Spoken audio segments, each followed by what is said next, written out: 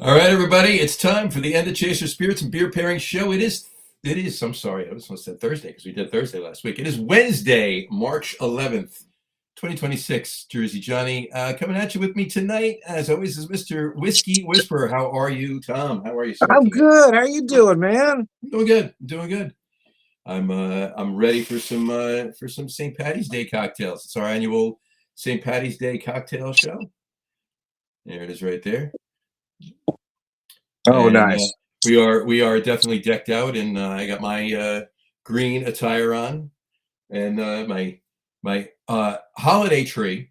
It's not a Christmas tree; it's a holiday tree because every holiday changes. Is decked out in St. Patrick's Day stuff. So nice. You got yours. I put the fire on to add to the festivities. We got our shamrock curtains, and then there's some real shamrocks behind me. So very nice, very nice. So, how are you doing on this fine Wednesday evening? I'm good. I was off today. I would do work tomorrow and Friday, but then I'm off the weekend, and we've got the St. Patrick's parade on Saturday that a friend asked me to be part of. So I'm going to do that again this year. Very nice, very nice. Yeah, you did that last year. I remember that because we did the show. We did. Right. Well, see, that was the thing. So we drank a lot during the parade, and then I met some friends after and drank more. And I don't remember if we didn't advertise it or if I just forgot. But when I got home and got your message, oh, crap, I'm already hammered. Now I've got to do this, which would have been okay. But I had already agreed to work Sunday. Mm-hmm. Before I agreed to do the parade. I didn't realize I was going to have that monster of a hangover from drinking cheap beer and Fireball all day long. Lovely, lovely. It's always fun, right? So I've got the Bushmill single malt. I just poured 1.5 ounces neat. I'm going to start with while you do your thing. There you go. All right, I'll make my cocktail. Let me get some ice in the old glass here.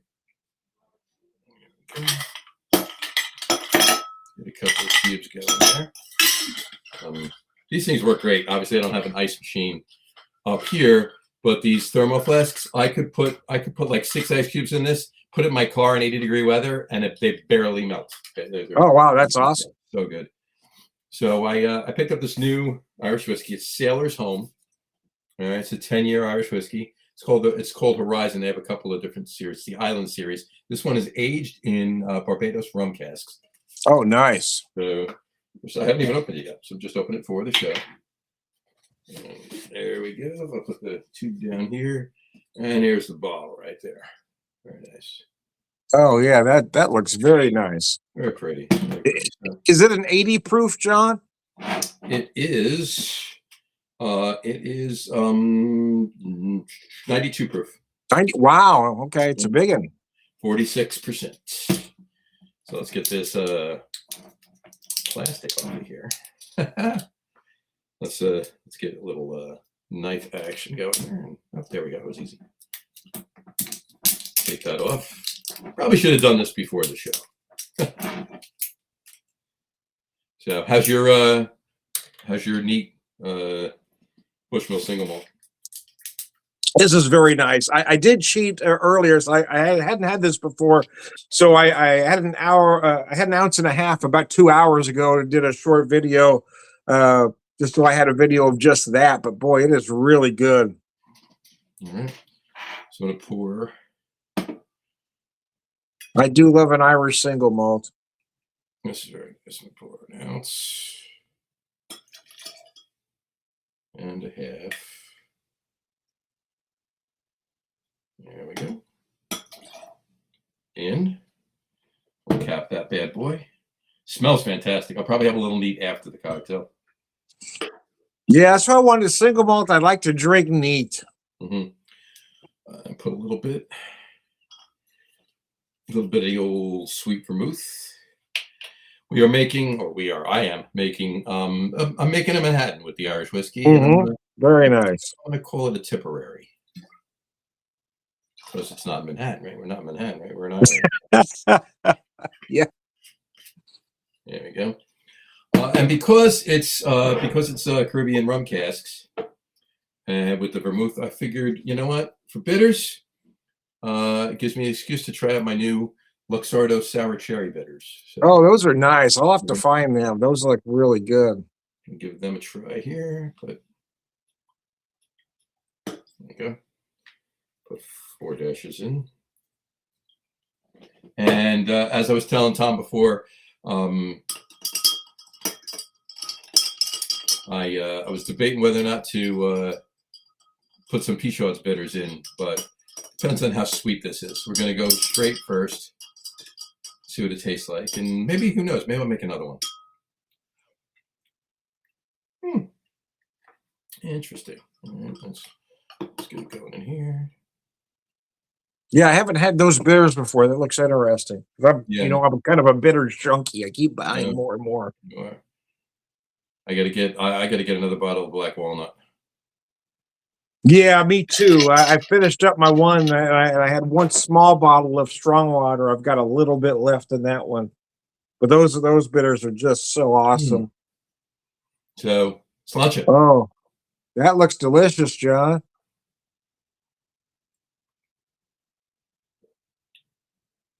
You know what? That's perfect. That's really good. That's really good. The whiskey's not overpowering it. I should say this: the vermouth is not overpowering the whiskey. The whiskey comes through. Sour cherry bitters, they're there. They're kind of dancing in the background. You can tell they're there. Enough of them. It was perfect. This is really nice. This is very nice. I like that one. All right. And all right, sláinte. Sláinte, yes. Sláinte, sure. So you have plans for actual St. Patrick's Day? Or I imagine you're probably working. I am not working on St. Patrick's Day. The lovely Jessica just chimed in. She said that fire is getting out of control. It is, isn't it? I'll calm it down. I'll calm it down. Yeah, just turn. It's getting warm too. And so I was going to say, you're going to start to sweat a little bit. It is. It's warm here, man. Gotta love it. Yeah, no, I'm actually off on St. Patrick's Day. I'm off on St. Patrick's Day. Jess is off on St. Patrick's Day. Oh, nice. We're not doing a beer podcast next week because Dave, this is his annual week's vacation with his daughter. Oh, nice. Very nice. So usually we have either yourself or Matt or somebody fill in for Dave, and we continue and we do a podcast anyway that Tuesday that he's always away that week with his daughter. But because it's actually St. Patrick's Day, I thought, you know what? Let's take the day off. Yeah. See, that's a wise decision. So Jess and I are going to we're gonna have some St. Patrick's Day shenanigans. Nice. Little hijinks all day. Start early, have some Irish breakfast, and do some good old fashioned bar hopping, and see how everything goes. Now I can't overdo it too much into the night because I do have to wake up at 6 o'clock in the morning on Wednesday. Oh, that's not good, no. but yeah, it's gonna be fun. It's gonna be fun. It's gonna be a good day. And to almost kick it off. Well, I'm saying this show's kicking it off for me, right? There you go. But this Saturday, we're running the kilt run. Oh, nice. Every year they do a kilt run. So strap on my kilt and off we go. We do a kilt run and go back and have some libations at the bar and food. They put out a good spread afterwards too. That's fun. Then we gotta put our stuff together after that because we're going up. And the real run comes the next day. Jess is running the New York City half marathon the next day. Is she really? Wow, that's crazy. So that's gonna be fun. I will be drinking the New York City half marathon. Oh, okay, good. I will not be running it. So, which is what I normally do whenever she runs a marathon. I always tell the story. She's run the New York City full marathon twice, and both times her corral, because they're just waves that go off. Right? They don't start all 50,000 runners at the same time. Right? They send them out, and it starts at 8 a.m, but her corral both times went off at 11:05, and it comes up Bedford in Brooklyn. The biggest part of the run is Brooklyn. It's like almost 13 miles. Almost half the run is in Brooklyn. So when it comes up Bedford, Corner 10th and Bedford used to be this bar called Muggs Ale House. Fantastic bar. I was there for 27 years before it closed. Great bar, and they always used to open at 10 a.m. On Sunday of the marathon day. So I'd get over there. I'd be drinking an hour before she even left Staten Island. Nice. So I would get there's the tracking on the phone and everything else. So when she was close, just get up from the bar, walk outside. She'd run by, hugs, kisses, pictures, everything else, and then off she went, and I went back in, ordered another drink. So there you go. You got the hard job. I got the hard job. Yeah. So, then we ate some food and made it over to the finish line before she was finished. So it was nice, very nice. It was great. So that was fun. Yeah, she's run a few full marathons, 4 actually.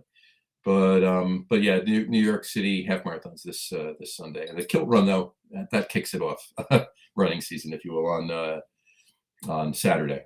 So got my utility kilt all ready to go. I'll be putting that on Saturday morning and running, so that'll be fun.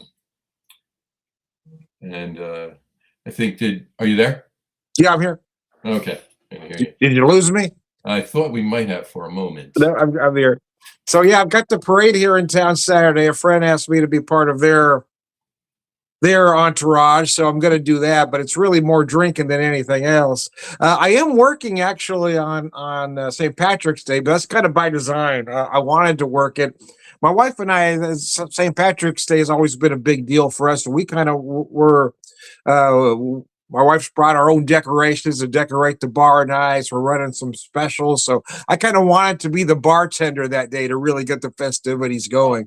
But then I work Tuesday, but then I'm off Wednesday. So I got the opposite of your problem, right? Oh, there you go.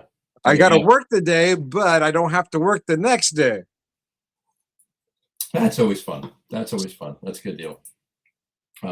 Yeah, if I could go in late on the Wednesday, that would be good. But you know what? I don't need to get jammed up all night on Tuesday night. I'll have my fun during the day. Yeah, there you go. Wind it down with a couple of nice Irish coffees later on, and drift off into a nice Irish slumber.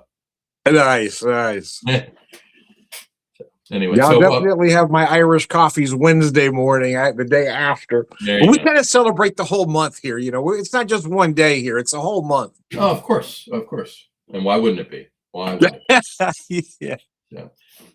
So what's your cocktail, sir? What are you making with your Bushmills? Well, typically I like to get creative, but we kind of put this one together spur of the moment. So I was just grabbing some stuff at the store, and I'd never seen this before, so I'm really curious. It's called Shanky's Whip, made in Ireland, whiskey and liqueur. 33 proof, I believe it says. No, 33%. 33%, yeah. So 66 proof. So wow. So 66 proof.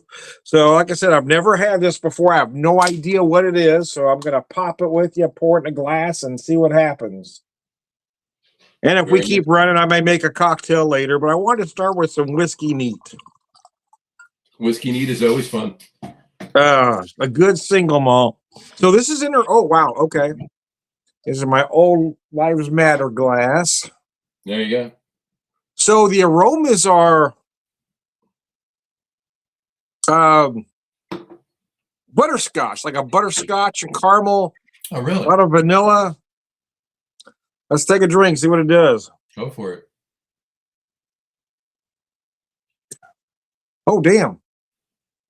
So it was $4.49 for this can. Like I said, I'd never seen it before, so I thought, what the hell? It ain't bad. Nice. Wow. It is a cocktail you probably want well chilled. I had the can chilled, but I didn't put any ice in the glass. That's fine. It's a tad bit on the sweet side. It would be interesting. I wonder how it'd be to add a little Irish cream to it, though. Just out of curiosity. That might work.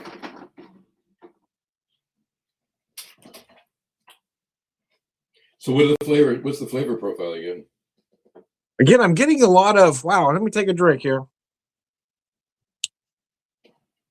This is going to sound crazy, but it almost has like, again, I'm going to say butterscotch, but it almost feels a lot like root beer syrup. Interesting. It's very herbal. I feel like I might even be getting a touch of wintergreen. But yeah, a lot of butterscotch. Nice. What's the I'll name be of it? right back. I'm going to grab my Irish cream out of the fridge. I'm going to try it just to see what it does. You got to go get it. I want to hear about this. I actually do want to hear about this, because if I can find it here in Jersey, I want to actually get some. We got a comment from Mr. Doug Smith. I'll read it again when Tom gets back. Doug Smith says, Sláinte, happy St. Patrick's Day on Tuesday. I'll be drinking plenty of stout Irish whiskey. I'll be designing a St. Patrick's Day tiki cocktail. Ireland meets Polynesia. David and I have gone tiki. Yes, Doug, you and Dave certainly have gone tiki. And Dave and I have a plan for the tiki part. I don't think we're going to do an actual separate tiki show. We'll just have a separate tiki segment and a separate tiki show within the End of Chaser show with another name, but it'll be the same podcast. All right. Well, I had to call an audible. My Irish cream has gone missing. Oh, no. But I do happen to have some bourbon cream, so we're going to say it's the same thing. That's close enough. This particular bourbon cream is made with is from Tiaki Da. It's made with their Hinterland bourbon, which is a maple bourbon. Oh, so nice. There's a hint of maple in here. So I'm going to drop a little bit in here and see what happens. I'm not even going to measure. Ooh, that's pretty. Very nice.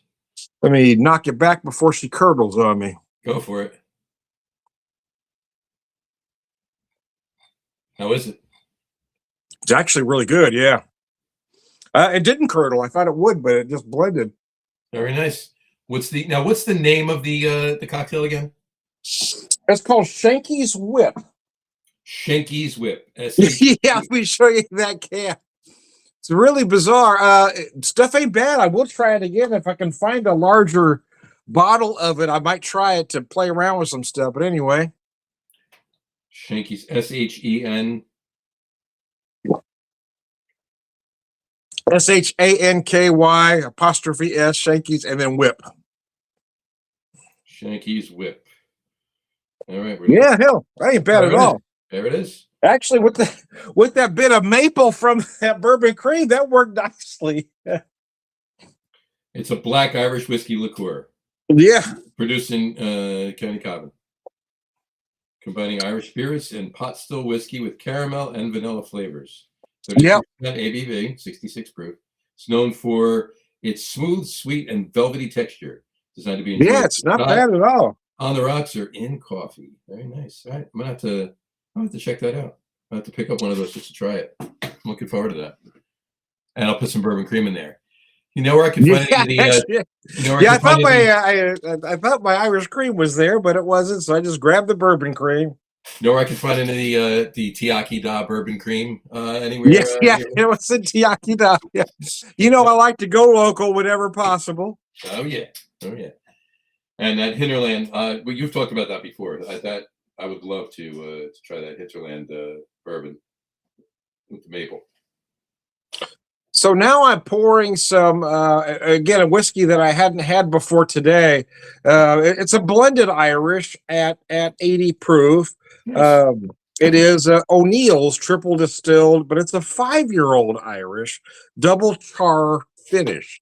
And I got to be honest, so this is a relatively inexpensive whiskey. It's only $14.99. So to put that in a little perspective, Jameson was $18.99, Bushmills was $20.99. But I had a little bit earlier, and I got to tell you, it's on par, if not maybe even a little better than those two. It's a little bolder. There's no harsh, there's no burn whatsoever. It kind of surprised me for that price point because I mostly bought it to be able to do a Boilermaker with. Sure. But it is good enough to drink neat.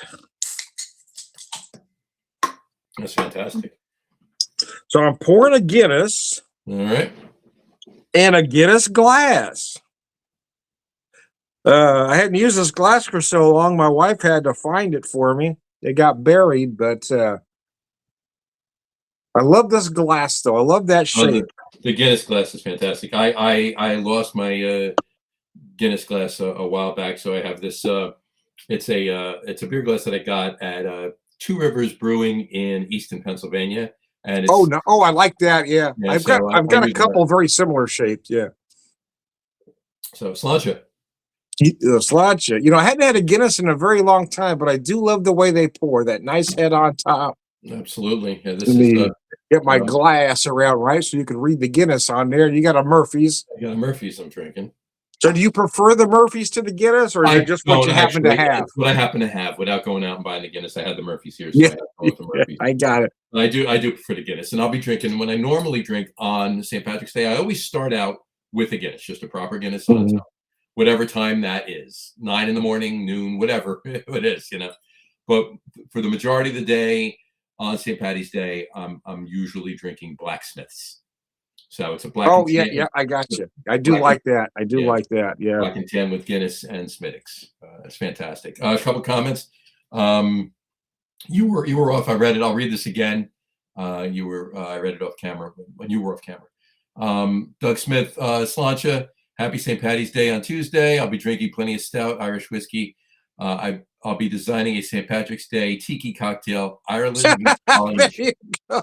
And he says David and I have gone tiki. Yes, they have. Yeah.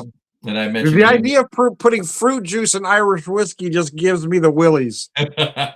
Well, who knows? Maybe he comes up It with just something makes me interesting. cringe all over. I'll try anything once if it works. Good. I've never been a fruit juice cocktail guy, though. I've never liked screwdrivers, a Greyhound, salty dog. I just don't like fruit juice in my liquor. Gotcha. And then he said he and Dave have gone tiki. Yes, they have. And I said back to him, I says because we were talking about putting doing actually a tiki show, and I said we'll probably do like a tiki segment in this show from time to time, or all the time. Who knows? And Doug said the tiki segment is a brilliant idea, John. It's a legit category in the cocktail world. You really need multiple ingredients to create the alchemy that is tiki. And he said making tiki cocktails makes you a better bartender. Yes, you're not wrong. You're not wrong. To make really spot on tiki cocktails, you need to know what you're doing, and you need to be measuring correctly. Otherwise, you're just getting sugary fruit juice. You need to be putting everything Yeah, together. I think that's part of my issue. I'm a classic cocktail guy. So there's two of us that make the cocktail menu for work, and I always say everything fancy on that menu is hers. Everything with three ingredients is mine. So yeah, so everything I do is basically using the Manhattan or Martini as a template. Nice, very nice. But I guess I'll have to step up my tiki game, even though just the idea of putting fruit juice in good liquor just makes me cringe. I do like a good tiki cocktail. My favorite, and I've said it before. The first tiki show we did on the show, I did a Singapore Sling. That's my favorite tiki cocktail. But and shocker, me, gin, tiki. Yeah, okay. I know it's hard to believe, but and Vanessa Kitty chimed in. Hi, Vanessa. How are you tonight? Hey, Vanessa, how are you? So that's fantastic. But this is pairing nicely with the Murphy's. Murphy's a little. It's got a little bitter component to it, more so than the Guinness does, and it's actually working very well with this cocktail. I haven't had that in a while, but my memory is that the Murphy's was a little creamier than the Guinness, but the Guinness was a little more robust. You feel those roasted malts more in a Guinness. Yep, you are correct. This is very nice. Oh goodness, I'm liking this very much, very much. So, so what's let's talk about food. What do you? I was just going to ask you the same question. Yeah. What's your go-to? So being an Irish American, of course, I have to do the classic corned beef and cabbage. But over the last few years, I've really honed, my version of an Irish stew. I don't like lamb, so I usually substitute pork. Okay. But I keep the spice palette the same. I try to do everything the same as a good Irish stew. I just use the pork instead of the lamb because I'm just not a fan of lamb. I do a beef stew too, but I do an Irish stew too, but I do beef. Beef, yeah. So But again, the spice palette, you got to use some time. Oh yeah. You got to have the or if you like rosemary, just a little bit. You got to and it's not necessarily the ingredients you add; it's when and how you add them. Oh, 100%. You Absolutely. got to layer it just right. Mhm. So we You was can't doing, chuck everything into a crock pot and expect a great I stew. expect I cook it. I cook it separate. What I do is I boil my corned beef, as you would Mhm. imagine, right? And just before they're done, I take them out and I finish them in the oven. Oh, nice. Okay. Okay. While they're finishing in the oven, I cook the cabbage and the carrots. And the carrots are already in there. The carrots go in with the corned beef. I put the cabbage Mhm. in while that. So I don't want mushy cabbage. I don't want raw cabbage by any means, but Yeah, but you don't want it I don't to. want Yeah, mushy cabbage. I don't want just like you don't want baby food cabbage. Yeah. right. So I put the cabbage in after the corned beef comes out and goes in the oven, finishes in the oven. Put that and right in the same pot. So it's got all of the Nice. spicing and everything else from the corned beef right in it. Boom, take it out. I'll skirt off some of the film on the top before. Yeah, just a Yeah, little bit. a little Think a bit. little bit, but Yeah. I like to braise mine actually. I get a nice brown on it, Mhm. and then I add the liquid, and then just cook in the oven extremely slowly. Mhm. Oh yeah, yeah. I'm not even. It's simmering. It's not. I Yeah, don't. I don't. basically, yeah, Yeah. yeah. I just don't do the boil at all. I go straight to braise. Straight to braise. All right, fair enough. Fair enough. I've done it both ways. So it's almost like a combo the way I do it. Right. Mhm. You get it going. It's probably about 75% done. And when I say 75% done, I mean it's still not edible, right? Because you Yeah, never want to cook your corned beef. You don't want rubber corned beef, right? no. You don't want to overcook your corned beef. So it's about 75% done, and then it goes in the oven and slow, maybe 225. It's what I do mine at, yeah. Yeah. So I go straight to braise. Once I get that brown, I take the meat out, and I put the other ingredients in, Mhm. put the corned beef back in, add the liquid, and I put it in the oven at usually 225, depending on the size of my corned beef, typically about 4 hours. Yep. Yeah. So this goes in for figure another 45 minutes, not quite an hour. 45 minutes is usually good, but I test it with a temperature. Yeah. And that gives the cabbage just enough time to get nice and soft, but still have still have texture to it. It's not Yeah, mush, you want a right? little texture. Yeah. So I'm gonna. So my family always did this, and I thought it was something everybody did, but I found out it's just a family thing. Later on, as I got older, is that we always add a little bit of vinegar to the cabbage. Have you I tried that or? I I haven't. I've had it that way. I have not tried it. I have not personally made it that way, but yeah. It doesn't. I mean, it doesn't make them vinegary by any means, but it just gives them No, a little. it kind of It brightens it up. brightens it up a bit. Yeah, that's a good way to say it. Yeah, it brightens it up a bit. Um, what? But actually, the funny part about that is my wife's family, even though they did things different than my family did, but they added the vinegar to the cabbage as well. Nice. There you go. There you go. That's a match for you. There you go. That's right. There you go. That's what brought you together. Vinegar and the cabbage. There you go. Vinegar and the cabbage. Yeah, there's got to be one common thread. Of course. So let me ask you. Which what?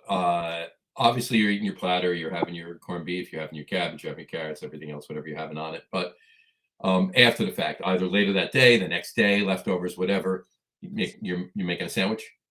Oh Yeah. yeah, absolutely. What mustard are you using? I typically like to use either a good Dijon or a stone ground. I don't use yellow. Gotcha, gotcha. I love a good stone ground, and that's what I will. I have never tried. I love Dijon mustard. I've never tried Dijon on corned beef. I've never done that. Oh yeah. But for me, I got to go straight to the Coleman's. I need the spicy mustard. Oh, see, I like that too. The reason I don't do that is if typically my wife and I share a sandwich, and she doesn't like the Doesn't like spicy. But if it. I'm making one for myself, I will. But Right. uh, but here's where I might irritate some of you folks in your neck of the woods. Is I love a Reuben, but I don't love the Thousand Island. So I will make my Reuben with the mustard and no Thousand Island. Everything else is the same, but I just don't like the Thousand Island on there. I do like the Thousand Island, or some people call it the Russian dressing or whatever. I do Yeah, like I just think it kills everything else. I do. It definitely overpowers it. But what I do is, when I have a Reuben with the Thousand Island dressing, I don't slather it. I don't. Yeah, take a big vat, and if it's a sandwich, that's fine. If it's because you can't open-faced taste the Swiss cheese. And yeah, I mean, all you're eating is it's just textured Thousand Island dressing. That's what you're eating, right? basically. So, but if I have it with Thousand Island dressing, I will. It's just a little bit, right? Just a hint. It's there. It's a little bit of glue. Yeah. It helps. It aids the sauerkraut. So I use the mustard with a little a mayo. Interesting. I haven't done it that way. I have had a Reuben. Kind of mix it all up together and then put it on the bread. I've had a Reuben with mayo before, and it is pretty tasty. With mayo, did I say mayo? Mustard before. It is pretty tasty. Well, yeah, you have to have that sandwich, right? Well, see, the other part of that too is I always have to have some of the leftovers for corned beef hash the next morning. Oh, 100%. You got to make corned beef hash. You got to have the hash, baby. Do you now? Do you put on rye bread? Of course, we're talking about, right? Of course. Oh well, wait, you got to have the rye bread. Now, when you're eating your platter, are you eating rye bread with it, like with the cabbage and everything else for the? You eating rye bread, or you eating soda bread? So if my wife makes a good soda bread, I'm having the soda bread. If not, if I don't have a seeded rye, I'm using a pumpernickel. Fair enough. But yes, if she's making the soda bread, and I got to tell you, my wife probably makes the best soda bread this side of Ireland. That's really good. Yeah, you got to have the soda. If you have soda bread, you got to have the soda bread. So having said that, my sandwich is going to be on soda bread too. Oh, very nice. Very nice. I have done that. I've makeshift done that, right? I haven't, like, the next day with the leftovers making a corned beef sandwich. I haven't used soda bread for that. However, while I'm eating my platter, and probably by the third time I'm getting a refill, right? I'll take a little extra corned beef at that point, and I will take 2 slices of soda bread. I will put Irish butter on one side. See, I do that too. Mustard on the other side, and then I'll put my corned beef right on that, and I'll eat the sandwich in that. It's fantastic. But speaking of that, if you're making mashed potatoes, you have to use that Irish butter. There is nothing better than that Irish butter on it. In fact, I use the Irish butter to finish my braised corned beef. Yeah. If you're out there and you're listening to this and you've never had Irish butter, go get Irish butter. I mean, look, just go get it. Go get it. You will see why you have been wrong. It is worth a little extra money because you don't need to use as much. No, and it's so good. Oh my God! Just that soda bread with the Irish butter. Oh my good Lord! In fact, I do this thing. It's not really a sandwich. It's kind of an open face, I guess. You put the butter on the corned beef, and just eat that. Yep, that's fantastic too. I've done that a lot too. But I like the sandwich with the Irish butter on one side, Coleman's mustard on the other, and then of soda bread, and then corned beef. That's a really tasty sandwich. So I've drank just enough of this Guinness where I can do a quick Boilermaker. This isn't an Irish thing. It's more of an Irish American thing. But anyway, here you go. All right. Good. And there it goes.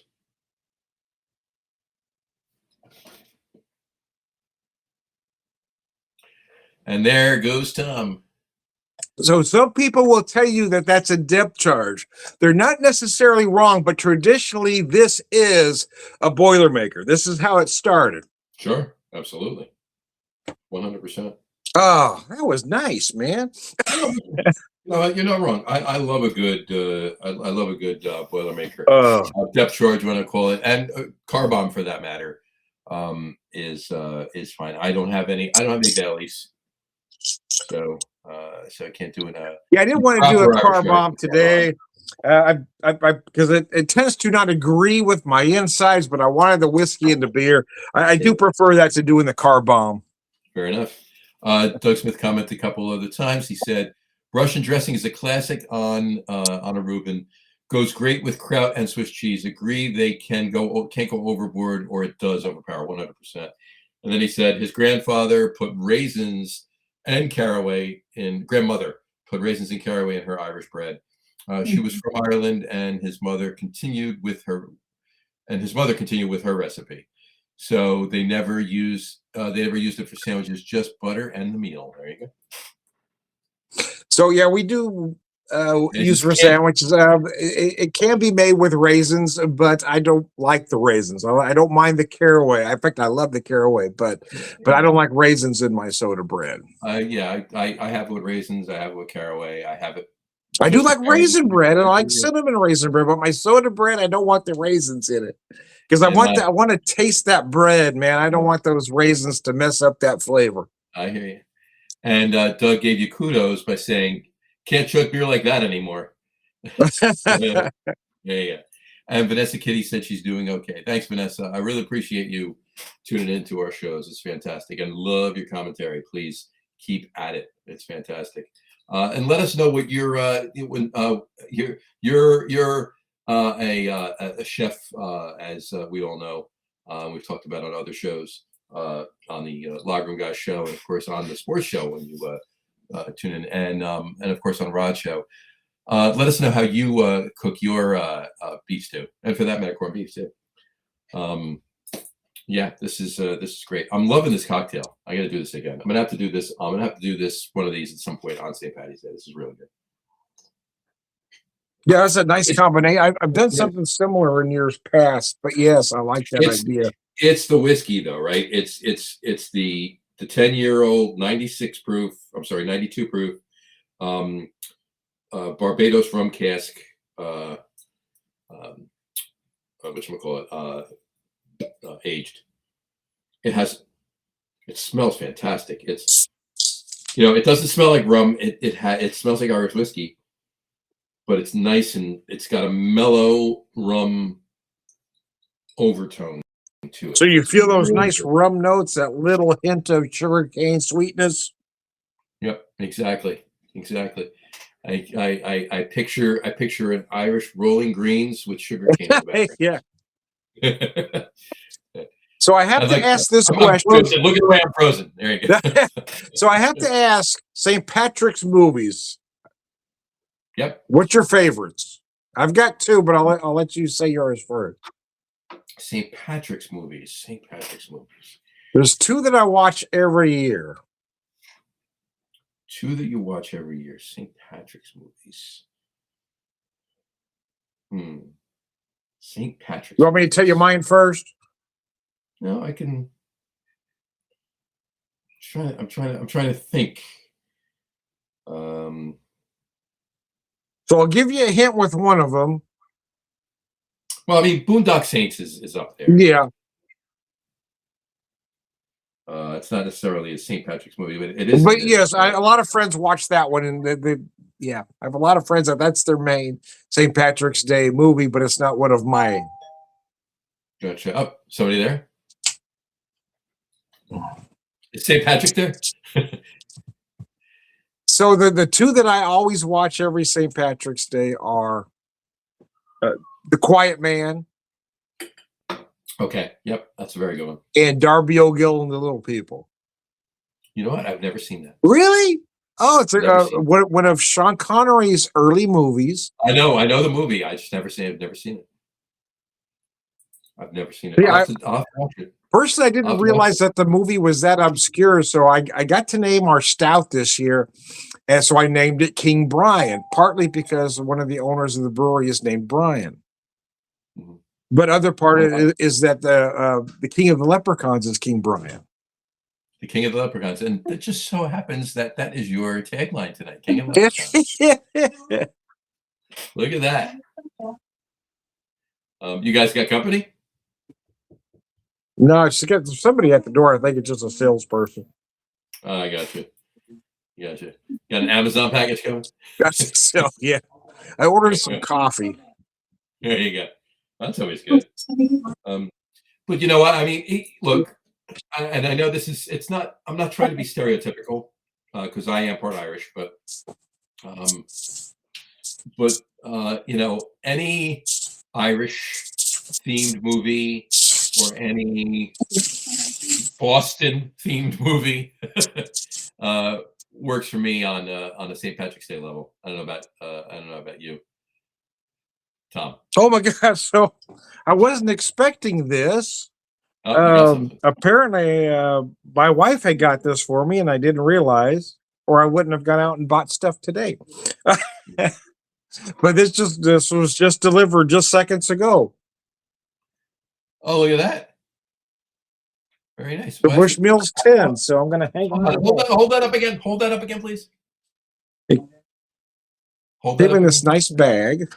Hold the bottle up again. No, Why is it?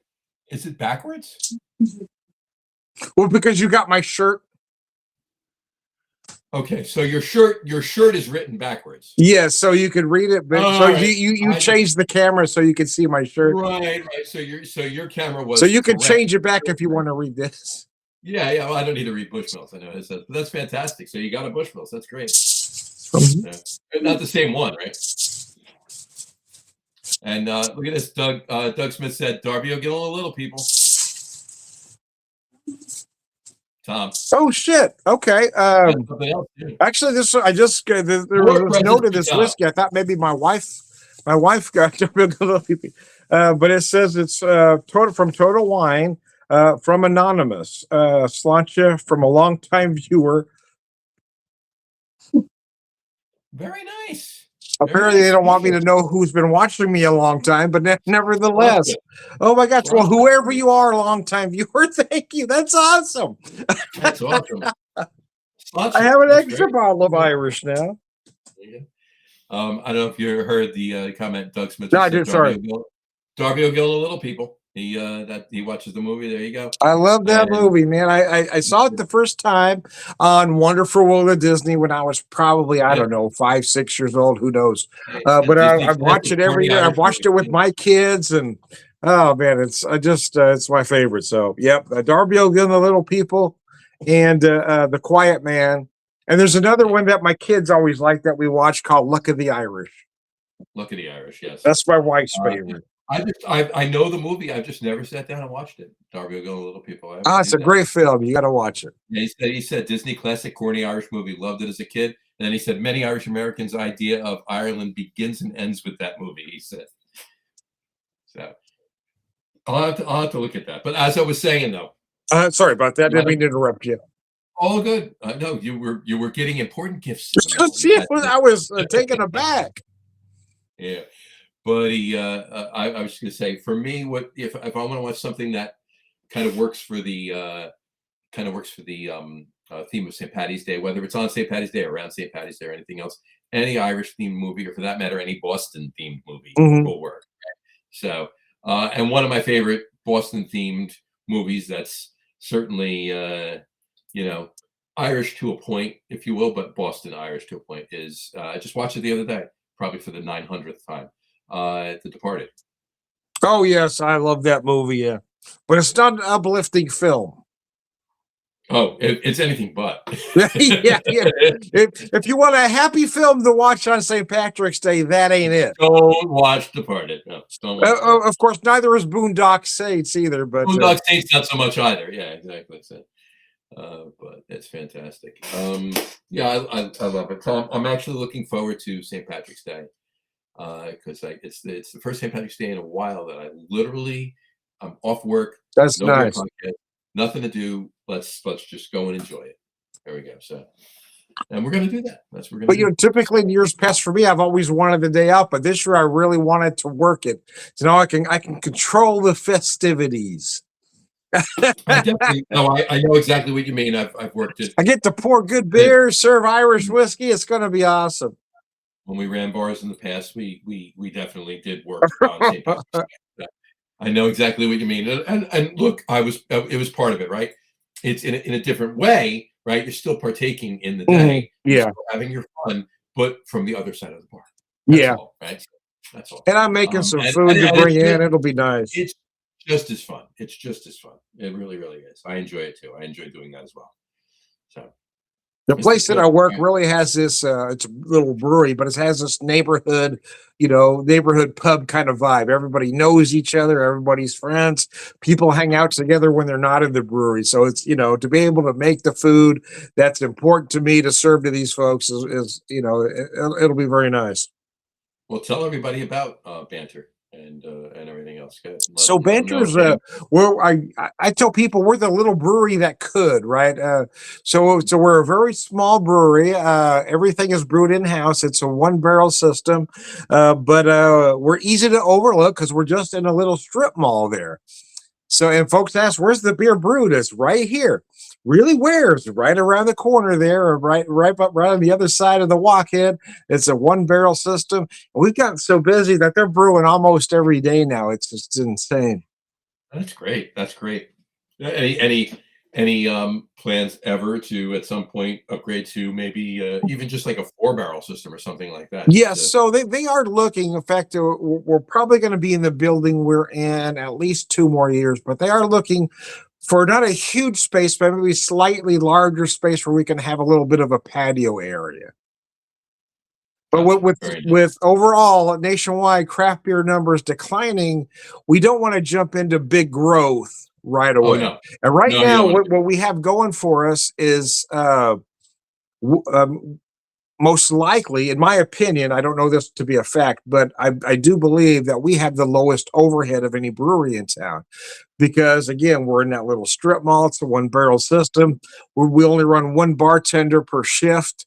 We keep it simple, and it's working for us. Now what spirits are you using there? You're obviously making cocktails at the brewery as well. We So do. So I tend to use we use some of the brands that everybody knows, but we buy as much or use as much spirits from Tiakida, which is a local distillery to us, as humanly possible. I use their rye. I use their sherry barrel rye in both my signature Manhattan, which we call Witty in the City, and my signature old fashioned, which we call the Whiskey Whisper. Now, I didn't name that one. So it seemed like a bit too much ego, but they insisted, so I said, okay, we'll call it that. nice, very nice. But yes, I also use their gin though. I use their gin to make our martinis because their gin is just amazing. The gin is amazing. I haven't had it, but you've said it so many times. I Yeah, believe. I know you're a Yeah, gin guy. I'm gonna have I'm to a big send you gin a guy. bottle just so you say, okay, now I know what he's talking about. It's fantastic. It's I love. I'm a year-round bourbon rye guy, right? Mhm. As you know, but from as soon as the weather gets a little warmer, all the way up until the weather starts to get a little colder, Yeah, yeah, give me gotcha. give, give me gin as often as you give me bourbon. So I love it. I love it. It's my favorite clear spirit. I've become a reluctant gin guy. I used to think I didn't like gin. As it turns out, I just don't like commercial gin. I don't like those overly heavy juniper notes. But when I start buying craft, Mhm. small distillery products, oh my gosh, I do like gin. I just don't like that crap everybody else thinks is good. I got to be honest with you. Now the as you just said, the mass produced, excuse me, bigger gin brands, if you will. Um, your Bombay Sapphires or Mhm. Bombay, your um, Yes. Tangeray's, they're all of them, right? I'm gonna be honest with you. If I'm making gin cocktails and I need to go buy, uh, I'm buying a local gin. That's very tasty first, right? Yeah. Yeah. I'm definitely because local distilleries are gonna make they're gonna be able to really hone in gins. And if you get a local distillery that's making garbage gin, odds are, and I don't mean to put anybody down by this, but if they're making garbage gin, odds are most of their spirits are garbage, Yeah, right? that's true. Because they're really going to dial in the gin. That's going to be dialed in for anything else, really. And you can't even say they're dialing in the vodka because that's just a neutral spirit, right? Because gin is something that needs to be dialed in. Vodka doesn't really, to a point anyway. but unless it's battery acid, they don't want to drink that anyway. I mean, you got to really balance those herbs, those spices, the citrus. Exactly. And a lot of craft distillers will actually go out of their way to find different blends. Some of them will put many botanicals and herbs and citrus notes and everything else in their gin and make it fantastic. Yep. So much more fantastic, but in a balanced way, not just way too much juniper up front or too much citrus or whatever. In a balanced way. So I look for that first, right? But if my point in this conversation is, if I'm going out to buy a mass-produced gin at a liquor store or whatever for cocktails or whatever, I'm not buying Tanqueray. I'm not buying Bombay. I'm buying Gordon's. Oh, really? Okay. I'm buying Gordon's London Dry Gin is actually a very, very, very, very good gin to make cocktails with. I learned this. I always liked it, and I never knew why. Right? I was like, wow, this is an inexpensive gin I can get readily anywhere. Why is this? I'm going back years, right? But a few friends of mine in the bar business, all right, they one of them, a couple of them actually worked at different gin bars in New York City. Like they specialized in gin bars. In fact, one of the bars was called the Gin Palace. It's no longer there. And they legitimately used Gordon's gin for all of their cocktails. Really? Okay, that's interesting. And it's just spot on gin, perfect. No, not overdoing it with any particular botanical out in front. It was just the perfect amount of gin, if you will, gin flavor, if you will, with the botanicals and everything else, to be able to make their cocktails, craft their cocktails, and have them have the mixology that they were doing stand out, not the gin. That's interesting.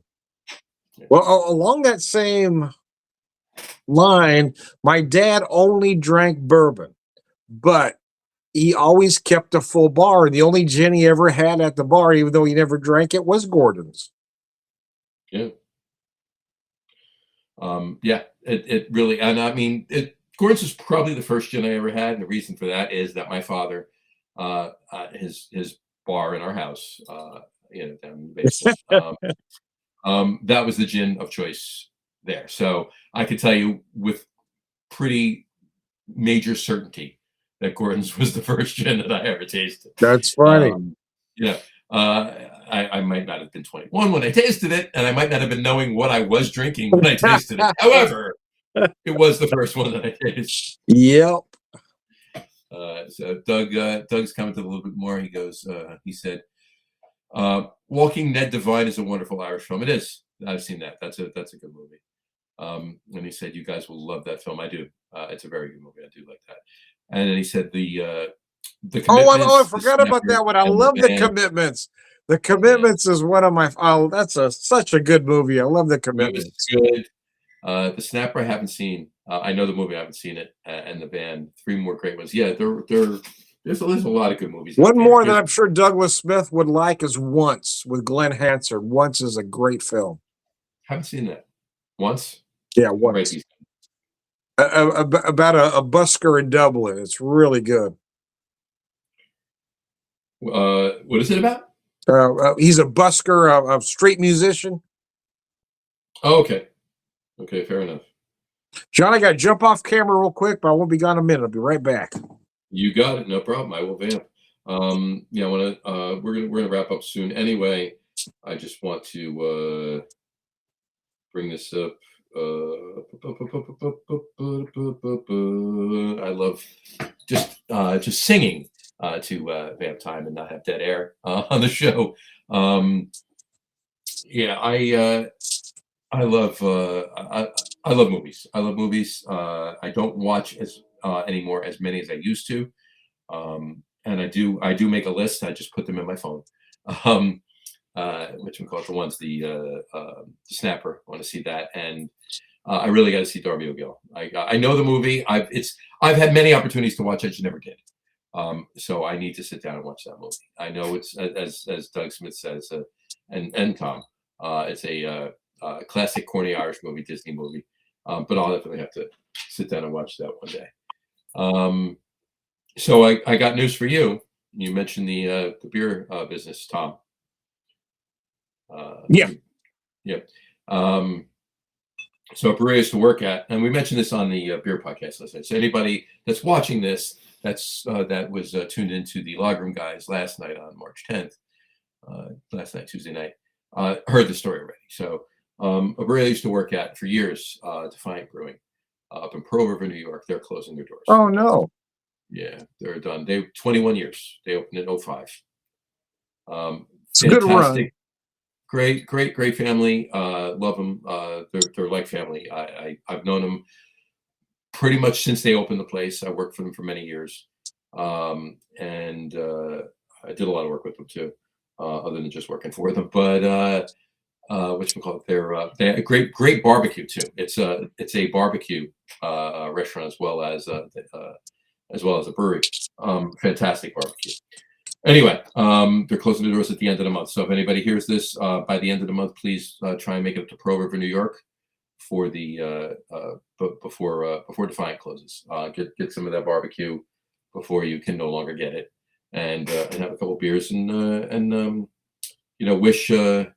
wish Neil and Amy well. I spoke with my former counterpart at the brewery, a gentleman by the name of Kyle, yesterday or Monday, might have been Monday, and he's going up on the 22nd, which is Parade Day in Pearl River, and it's I don't know if you ever. Tom, I'm sure you're not aware, but Pearl River, New York rivals all of the big St. Patrick's Day parades, and I'm talking rivals New York, Chicago, Boston, Savannah. It rivals all of them. There's over 100,000 people in the tiny little hamlet of Pearl River, New York. Oh, wow! For the parade day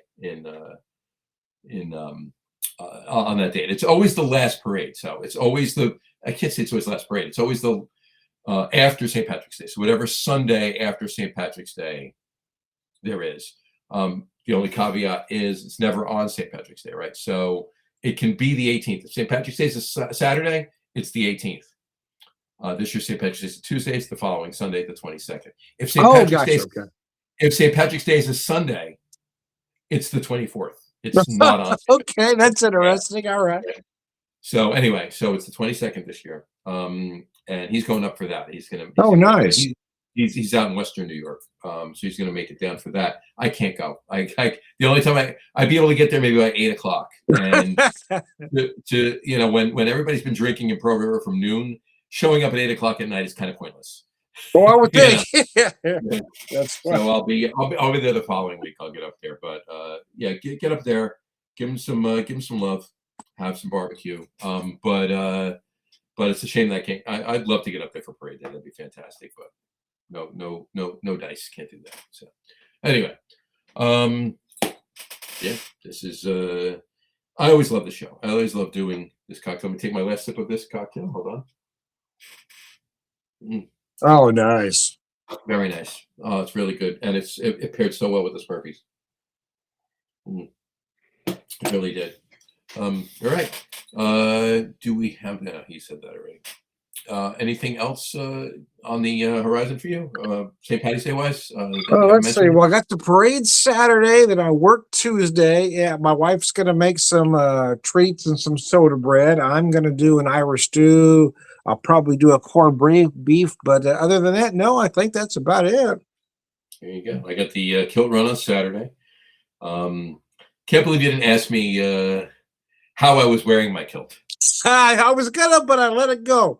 See, I could not wear a kilt the traditional way anymore because as you get older, things tend to droop. Well, it doesn't have to be a mini kilt. Yeah, well, it wouldn't have to be. It could go down to my knees, and we're still going to have an issue. A good breeze, and I could scar people for life. There you go, Mazel tov. There you go. But on that note, so it'll be fun. It'll be fun. It's going to be a good day, and this is like the next week straight through. I mean, this show tonight. The weekend, the run on Saturday morning, next next Tuesday being the pièce de résistance, if you will. I don't think French is the way to talk about an Irish holiday, but so be it. We're nothing if not conventional, right? Not conventional. If not conventional. That's better. So, all right. That works for me. Are we good? Are we finishing up? I guess, yeah. So I just poured a little bit of the inexpensive Irish O'Neill's on the rocks to finish up. I didn't know if Dave was going to jump on, but I guess he's not going to make it. So He hasn't seen my text, so he must be tied up. So yeah, Dave was gonna jump on, as Tom did on the show last Thursday. Yeah. Dave was gonna jump on tonight, and I guess he got tied up. He did say he might be tied up, but most likely he will be able to pop on for a few minutes like Tom did last week. I'm assuming the might be tied up that's okay. got the better of him. So, All right. Well, Dave. he is putting some plans together for him and his daughter. She's coming in on Oh, on nice. Saturday. That's very nice. Yes. So yeah, he's got a couple days before. All right, then. So, but all right, folks. On that note, though, we will wrap up the show for today. We want to thank everybody for watching, and for those of you just listening to the audio podcast, thank you for listening. Don't forget to visit our website. All of the End of Chaser info will be on www.loggerroom.com. That's LAGERROOM.com. And please remember, like us and follow us on Facebook at End of Chaser. And of course, all the shows are on YouTube as well on the Logger Room channel. Remember, we go live with the video podcast on Facebook and YouTube every other Wednesday night or Thursday night, usually around 6:30 p.m. Eastern Time. It's been a little bit less frequently lately, but we're getting back into it now. So that'll be the case. And for those of you just listening to the audio podcast, you can do so on our audio host, Spreaker, as well as iHeartRadio, Apple Podcasts, Spotify, Odyssey, Audible, Google Podcasts, Amazon Music Podcasts, TuneIn, Podcast Addict, CastBox, Deezer, Podchaser, Listen Notes. Pretty much anywhere you can find an audio podcast, you will find the End of Chaser podcast. And if you haven't done so already, please subscribe to one or more of those feeds, and you will never miss a show. Again, thanks for following along with us. Have a great rest of your week. Have a wonderful pre-St. Patrick's Day weekend. Have a wonderful St. Patrick's Day. Tom, enjoy the parade on Saturday and enjoy next Tuesday. All right, Slancha. Thanks for tuning in. Thank you, Johnny. Absolutely. You want to give your sign off there? I am Tom, the Whiskey Whisperer, Whiskey Evangelist, prolific whiskey drinker, purveyor of wisdom, and all around good guy. Thank you, guys. I appreciate it. We will see you soon, folks. Take care. Slancha.